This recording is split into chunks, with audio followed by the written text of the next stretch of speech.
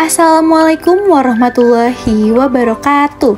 Halo semuanya, saya akan membahas mengenai teks berita, mata pelajaran Bahasa Indonesia Kurikulum Merdeka. Yuk simak pembahasannya. Sebelum lanjut ke materi, izinkan saya memperkenalkan diri terlebih dahulu. Saya Sezadel Ridiowan, siswi dari kelas 11-4. Sekarang yuk lanjut ke materinya. Jadi, teks berita merupakan teks yang berisi informasi mengenai kejadian atau peristiwa yang baru saja terjadi. Oleh karena itu, informasi di dalamnya tentu merupakan informasi yang aktual dan akurat. Namun, sebagai pembaca, Anda harus tetap bersikap kritis untuk mendapatkan informasi yang aktual dan akurat dari sebuah berita. Ternyata teks berita juga memiliki ciri-ciri loh. Nah, yuk dengar penjelasannya. Yang pertama, faktual. Kejadian yang bersifat nyata. Dalam berita menyampaikan informasi kejadian yang bersifat nyata, bukan rekayasa ataupun buatan. Kedua, aktual. Kejadian yang bersifat baru, terkini, dan sedang menjadi pembicaraan. Ketiga, unik dan menarik. Dalam berita harus menyampaikan informasi yang unik dan menarik agar menimbulkan rasa ingin tahu dan ketertarikan untuk membacanya. Yang keempat, berpengaruh bagi audiens atau berpengaruh bagi masyarakat yang akan membacanya atau yang mendengarkan berita tersebut. Dan yang kelima, objektif, berdasarkan fakta tanpa rekayasa. Seperti yang sudah dijelaskan tadi ya pada poin nomor 1 bahwa berita bersifat faktual atau kejadian yang bersifat nyata. Ciri teks berita yang keenam, terdapat kronologi atau kejadian pada berita tersebut dan terdapat tempat dan waktu. Selanjutnya yang terakhir, ketujuh, menggunakan bahasa yang baku, sederhana, dan komunikatif agar berita mudah dipahami oleh pembaca. Nah, selanjutnya jenis-jenis berita. Yang pertama, straight news atau berita langsung, yaitu jenis berita apa adanya, ditulis secara singkat, langsung, dan lugas. Kedua, deep news, berita mendalam, yaitu jenis berita yang dikembangkan dengan pendalaman mengenai hal-hal yang ada di bawah suatu permukaan atau dikupas secara mendalam.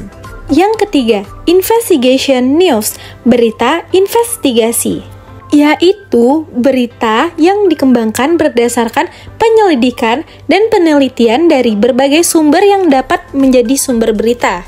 Dan yang keempat, interpretative news, berita interpretatif, yaitu berita yang dikembangkan melalui pendapat atau penilaian dari wartawan yang melaporkan, namun tetap berdasarkan fakta yang ditemukan. Jenis teks berita yang terakhir ada opinion news, berita opini, yaitu jenis berita mengenai pendapat seseorang, biasanya pendapat para ahli, pejabat, cendekiawan mengenai suatu hal, peristiwa, atau kondisi keilmuan. Nah, sekarang teman-teman sudah tahu kan mengenai ciri-ciri dan jenis-jenis teks berita. Jangan lupa diingat ya. Wah, ternyata teks berita juga memiliki struktur loh. Yuk kita pelajari satu persatu. Yang pertama, judul, disebut juga dengan headline. Judul berisi kata kunci yang menggambarkan apa isi beritanya. Judul berita ditampilkan secara menarik. Judul berita biasanya mengandung beberapa unsur teks berita. Yang kedua, ada teras berita, disebut juga dengan lead news. Teras berita terletak di awal paragraf dan berisi pokok atau inti dari berita tersebut. Teras berita umumnya terdiri dari 3 kalimat, serta memberikan gambaran umum dari isi berita. Selanjutnya yang ketiga, tubuh atau badan berita, merupakan struktur yang sangat penting. Badan berita berisi informasi yang menjelaskan informasi pada teras berita. Struktur teks berita yang terakhir ada kaki berita. Kaki berita menyajikan informasi tambahan dan tidak memengaruhi isi teks secara keseluruhan.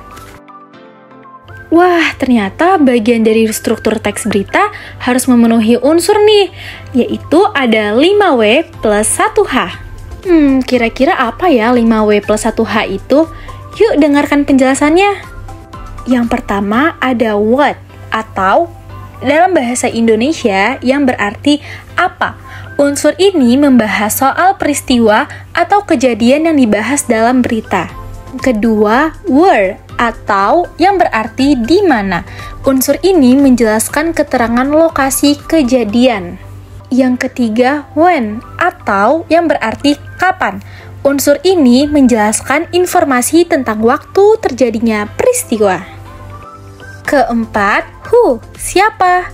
Unsur ini menjelaskan tokoh atau pihak yang terlibat dalam kejadian. Kelima, ada why, mengapa.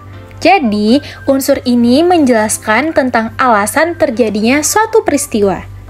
Nah, ada satu lagi nih teman-teman, yaitu how, bagaimana. Unsur ini memuat keterangan tentang sejumlah hal yang berkaitan dengan proses terjadinya peristiwa. Wah, ternyata materi yang sudah saya sampaikan telah selesai nih.